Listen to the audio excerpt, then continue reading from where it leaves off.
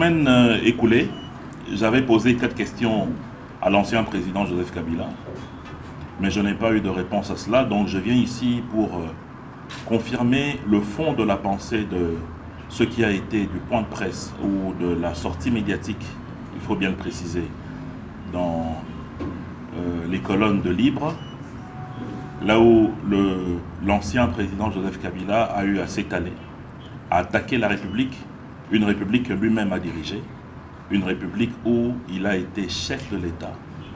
Et de ce qu'il a dit, 4 éléments ressortent. Et ces 4 éléments, je voudrais ici les confirmer auprès des Congolais pour qu'ils puissent savoir exactement à qui nous avons affaire et comment nous devons nous y prendre. Le premier élément déjà, la plupart des journalistes talentueux que vous êtes, et même certains analystes, ont eu à le démêler. Il est confirmé aujourd'hui que l'ancien président Joseph Kabila a toujours été en accointance avec le Rwanda.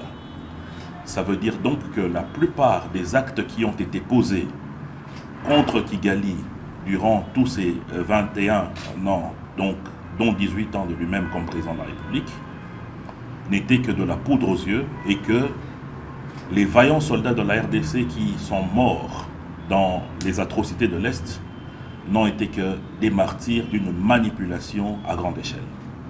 Cela a été confirmé par lui-même lorsqu'avec toute arrogance, il a parlé d'une acquisition immobilière en 1999 à Goma, alors que cette ville était assiégée par le Rwanda via le RCD. Deuxièmement, il a été clairement établi que M. Joseph Kabila est lui-même le vrai tyran dont il parle. Parce qu'on ne peut pas interdire à un peuple de réfléchir sur son architecture constitutionnelle.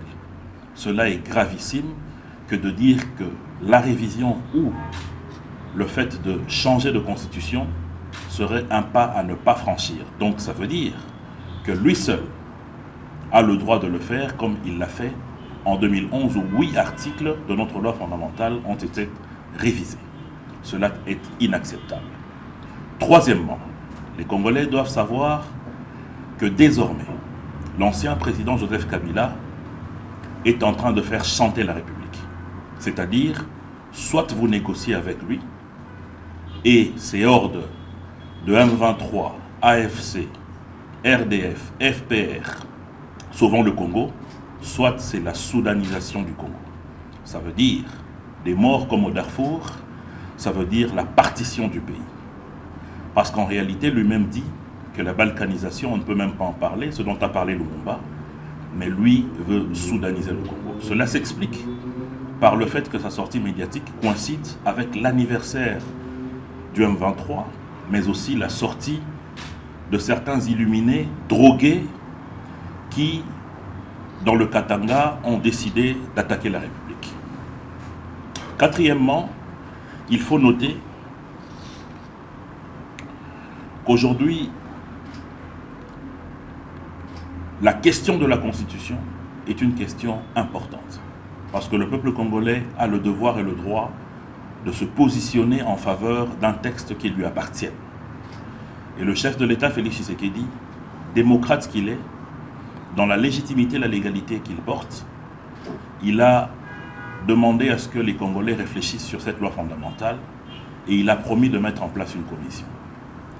Alors je me demande d'où vient le pouvoir de ceux et celles qui, sans légitimité, à part c'est vrai le fait d'être Congolais, mais la plupart d'entre eux ont lamentablement échoué à engranger la confiance du peuple congolais, ont à attaquer cette position démocratique du président de la République.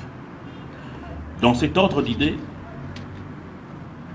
il faut comprendre que la violence verbale dont a fait montre M. Joseph Kabila est une entorse à la démocratie. Et qu'aujourd'hui, je vous confirme, selon les renseignements en ma possession et les informations que j'ai recueillies, que l'ancien président Joseph Kabila est protégé par les soldats rwandais sous les ordres de Sultani Makenga. Une personnalité qui avait soi-disant été condamnée par notre justice militaire, pourchassée, poursuivie, mais aujourd'hui ils sont ensemble. Récemment, j'ai fait un parallélisme pour dire on ne peut pas comprendre qu'après cette guerre entre l'Iran, les États-Unis et Israël, ainsi que le Hezbollah, qu'on puisse retrouver Benjamin Netanyahou assis à côté du Hezbollah, installé dans le sud de Liban. C'est dans ce même ordre d'idée que je voulais ici, personnellement, interpeller la SYNCO. Parce que nous avons suivi la SYNCO faire une sortie pour parler de la question de la Constitution. Ce qui est très étonnant, c'est que la SYNCO a un silence bizarre lorsqu'il y a des personnes qui tuent dans le parc de Opemba, menacent la République, décident de déstabiliser la RDC, la SYNCO ne dit rien. Pire, lorsqu'il s'agit de la question particulière de la mort de la plupart de nos compatriotes dans la partie est du pays, notamment les découvertes des fosses communes à Uvira et à Kichiché, la SYNCO ne dit rien non plus. Lorsqu'il s'agit, non loin d'ici, de nos populations qui sont en train de souffrir des affres des Mobondo, la SYNCO ne dit rien. Mais lorsqu'il s'agit des questions politiques, de souveraineté, la SYNCO sort de son silence. Je voudrais ici joindre ma parole à celle de l'archevêque de Mbujimayi qui a interpellé ses pairs qu'il faut rester dans la neutralité et éviter de tomber dans le fanatisme. Dans ce même ordre d'idées, M. Moïse Katumbi, un auto-exilé, s'est permis lui aussi de prendre droit au chapitre. Malheureusement pour lui, il a complètement oublié qu'il a lamentablement échoué aux élections de 2023.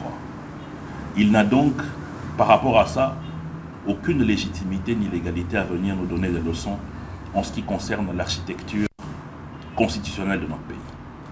Pire encore, certains turiféraires de l'ancien président Joseph Kabila, notamment Mme Francine Muyumba, se sont permis, par un exercice alambiqué, je dirais même une incantation médiatique, sur le plateau d'une télévision périphérique, oser dire que la révision constitutionnelle demanderait un référendum. Je me demande bien si cette pratique sort de quel quiz de Jupiter, parce qu'en 2011, 8 articles ont été révisés dans notre Constitution, il n'y a pas eu de référendum. Et donc, il faudrait dire à Mme Francine Muyumba que la gestion d'un pays n'est pas à comparer avec la gestion d'une structure des jeunes. Il faudrait comprendre qu'au XXIe siècle aujourd'hui, on critique un gouvernement sur base des chiffres. Et les chiffres en République démocratique du Congo plaident pour une amélioration de la situation.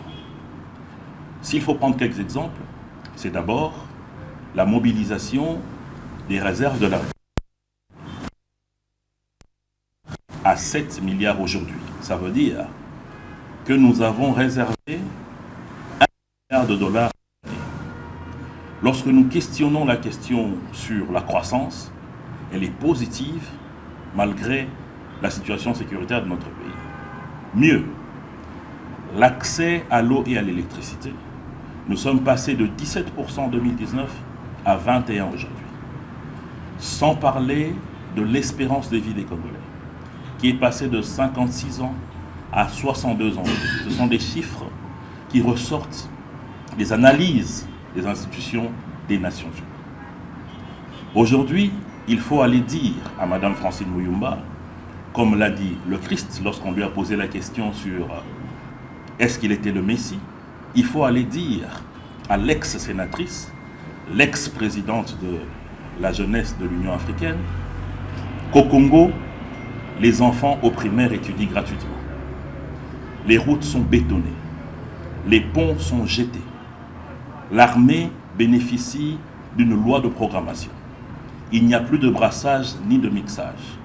La diplomatie, elle est en avance à tel point qu'aujourd'hui, le bourreau Kagame est à genoux.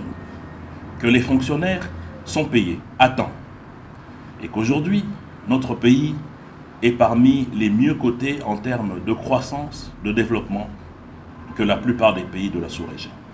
Il faut enfin aller lui dire que nos femmes mettent au monde gratuitement, que nos territoires sont en train de se développer. Je voudrais ici profiter pour demander à nos populations d'être très alertes, parce que les informations démontrent qu'après avoir échoué à déstabiliser le pays par la partie Est, comment je peux appeler ça, les sociétaires de Kagame, qui aujourd'hui sont ensemble dans un regroupement multiforme, FCC, PPRD, Sauvons le Congo, M23, AFC, FPR et RDF, veulent aujourd'hui déstabiliser les institutions depuis Kinshasa. Il faudrait alors que nous ayons une collaboration totale avec les services de renseignement. Le travail que ces gens font est simple. Ils vont salir les services les plus efficaces, qui travaillent pour déstabiliser ces manœuvres dangereuses. Il y a parmi ces services, je ne le citerai jamais assez, la maison militaire du chef de l'État. Les Congolais doivent savoir que cette maison militaire est dirigée par un général de renom, qui est le général Malou, et qu'aujourd'hui, grâce à son travail, il y a énormément de coups contre l'institution président de la République, contre la plupart de nos institutions qui ont été déjouées. Portées, il faut le dire, par les fils et les filles de notre propre mère patrie. Et la mission de cette maison militaire est bien encadrée. C'est la protection de l'institution président de la République. C'est la coordination de certaines informations sensibles pour la protection de cette institution, mais aussi et surtout la protection stratégique de la présidence de la République. Donc il ne faudrait pas vous laisser embobiner par ces personnes qui ne veulent que déstabiliser le pays.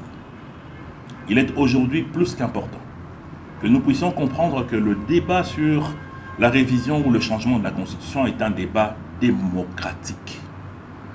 On ne peut pas interdire à un peuple de réfléchir sur son avenir constitutionnel. Alors je voudrais ici dire que je joins ma voix à celle du président Augustin Kabouya. Nous allons toucher à cette constitution. Et je ne vois pas quelle est cette magie qui empêcherait aux populations de réfléchir et d'agir dans le sens de la démocratie et de leur souveraineté. Charles de Gaulle a été le penseur de la Ve République. Aujourd'hui, la France tout entière l'applaudit. Pourquoi ne pas donner cette possibilité au président de la République qu'il puisse nous donner un texte qui nous appartienne? Enfin, je voulais remercier le président de la République pour avoir choisi la grande famille de l'ex-province du Bandundu pour cette 13e conférence des gouverneurs. Le Kwilu a été honoré et à côté, le Kwango et le Maïndombe. Personnellement, pour le Maïndombe, nous sommes heureux parce que le président a annoncé la construction de la route de Mongata, mais aussi l'inauguration du barrage de Kakobola va permettre à ce qu'il y ait de l'énergie qui permettrait l'investissement, l'industrialisation de ce point de pays. Je vous remercie. Yakokanisa lolenge kani esengeli tobongisa mobeko likonzi ngonga wana ezalaka te na oyo tobengi démocratie. Na ngonga nyonso bayi congolais baza na nzela ya kokanisa lolenge kani bakoki kosimba mobeko likonzi na bango po ete pesa nzela ya ndenge esengeli mboka ekoka kosimbama. Nde yango mosala oyo lelo bayi congolais bazali kosala pona kokanisa yango. Moto moko te alobi ekosalema lelo to lobi kasi epekisami te bato bakanisa. Ya mibale basortie médiatique ya Joseph Kabila elengisaka ata mutu moko te kasi ezali nde kosala pasi na motema. Tozali mboka ya yambo na mokili oyo moto akambi mboka na ngonga 12 kasi na sima moto wana yende kaka komi monguna. Ezali pasi, ezali lokola lelo pape oyo lelo azali kokamba église catholique lobby et mon akomi mobundisi à l'église catholique. Nde oyo biso tozo vivre lelo yango wana. Ezali mingi likambo ya pasi kasi likambo ya kolengisa biso te. D'abord, la première étape, comme l'a pensé le président, c'est de mettre en place une commission de réflexion. Il faut donner le temps à ce que cette mise en place ait lieu et que les gens aient le temps de réfléchir. Mais dans notre temps, nous sommes en train de travailler, le gouvernement travaille pour la récupération des parties de notre pays qui ont été pris en otage par les terroristes du M23 AFC, souvent le Congo, FCC, PPRD et FPR.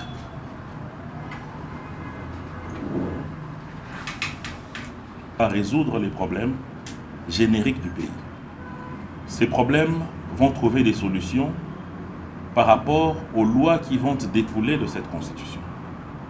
Et donc il est important pour l'avenir de développement de notre pays de casser avec une idée principale, c'est d'une constitution qui a servi de pont pour la stabilité du pays et de ses institutions, et passer à une constitution pour le développement. Parce qu'il faudrait bien réfléchir qu'avec la loi sur la décentralisation de notre pays, les vrais pouvoirs, le vrai développement vient de la base. Et qu'il faudrait nécessairement donner plus de pouvoir à la base pour permettre que le pays aille de l'avant.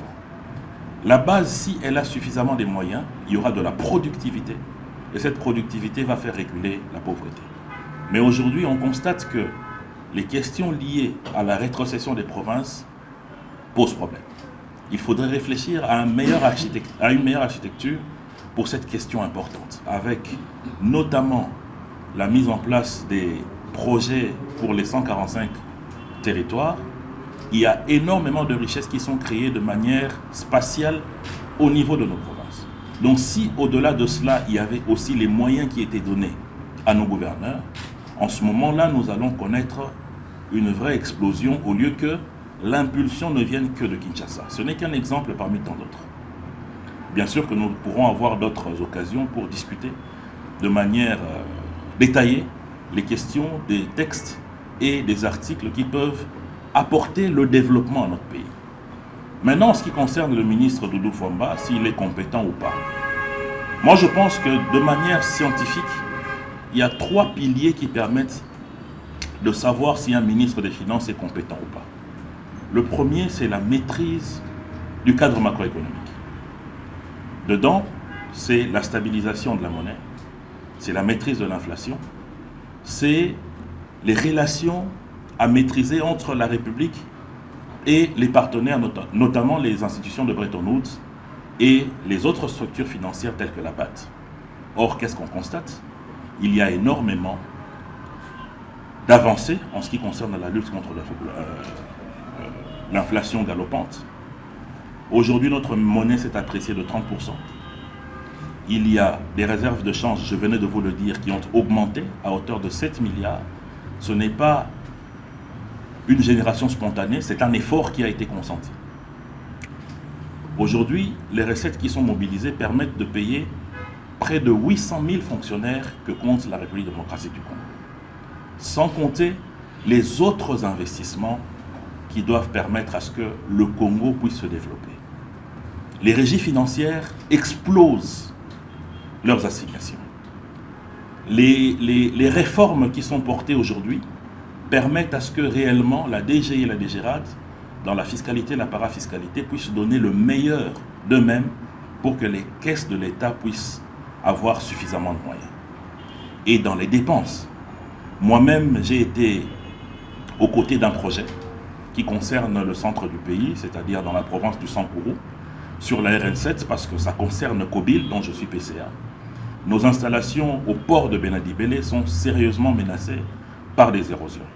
Il y a un projet porté par l'Office de route pour que cet axe puisse être amélioré en attendant son bitumage tel que prévu par le projet de gouvernement.